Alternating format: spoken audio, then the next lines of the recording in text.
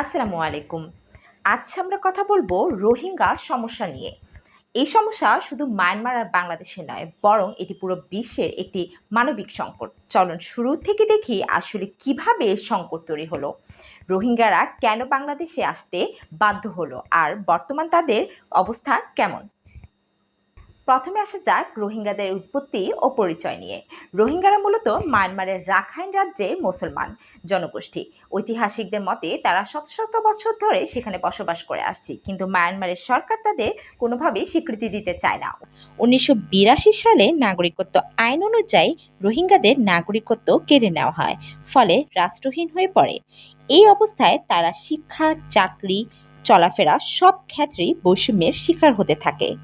এখন প্রশ্ন হলো, মায়ানমার থেকে তারা কেন পালাতে বাধ্য হলো? মূলত কয়েকটি বড় কারণ আছে। 1. নাগরিকত্ব কেড়ে নেওয়া। 2. শিক্ষা, স্বাস্থ্য ও চাকরিতে বৈষম্য। 3. নিয়মিত সামরিক দমনপীড়ন ও সহিংসতা। 4. ধর্মীয় ও জাতিগত বৈষম্য। এই কারণে রোহিঙ্গারা নিজেদের দেশে নিরাপত্তাহীন হয়ে পড়ে। অনেকে বলে তারা যেন নিজেদের দেশে অতিথি হয়ে এসেছিল। শেষ পর্যন্ত বাঁচার তাগিদে বাংলাদেশেই তাদেরকে বেছে নিতে হয়।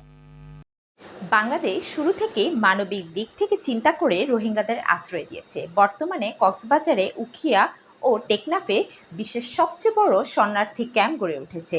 জাতিসংঘ ও বিভিন্ন আন্তর্জাতিক সংস্থা খাবার, স্বাস্থ্য, শিক্ষা সহায়তা দিলেও এত বিপুল সংখ্যক শরণার্থীর চাপ বাংলাদেশের উপর ভয়াবহ প্রভাব ফেলছে।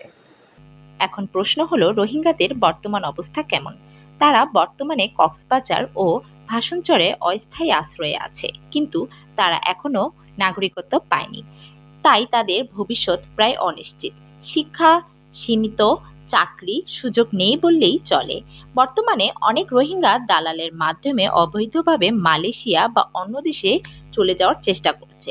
ক্যাম্পে অপরাধ, মাদক ব্যবসা ও সংঘাত বাড়ছে। বাংলাদেশের জনগণ ও অর্থনীতির উপরও এটার বড় প্রভাব পড়ছে। সবচেয়ে গুরুত্বপূর্ণ ব্যাপার হলো, মায়ানমারে রাজনৈতিক সমাধান ছাড়া এই সমস্যা শেষ হবে না। বাংলাদেশ চায় রোহিঙ্গাদের নিরাপদে নিজ দেশে ফেরত যাক, কিন্তু মায়ানমারের পরিস্থিতি অনিশ্চিত থাকায় সে প্রক্রিয়ায় আটকে আছে। সুতরাং রোহিঙ্গা সমস্যা শুধু একটি মানবিক সংকট নয়, এটি আঞ্চলিক নিরাপত্তা ও রাজনৈতিক সমস্যা। যতদিন মায়ানমার তাদের নাগরিক হিসেবে স্বীকৃতি না দেবে, ততদিন রোহিঙ্গাদের দুর্দশা চলতেই থাকবে।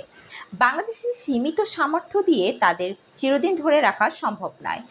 তাই আন্তর্জাতিক সম্প্রদায়ের দায়িত্ব আরও বেশি করে এগিয়ে আসা।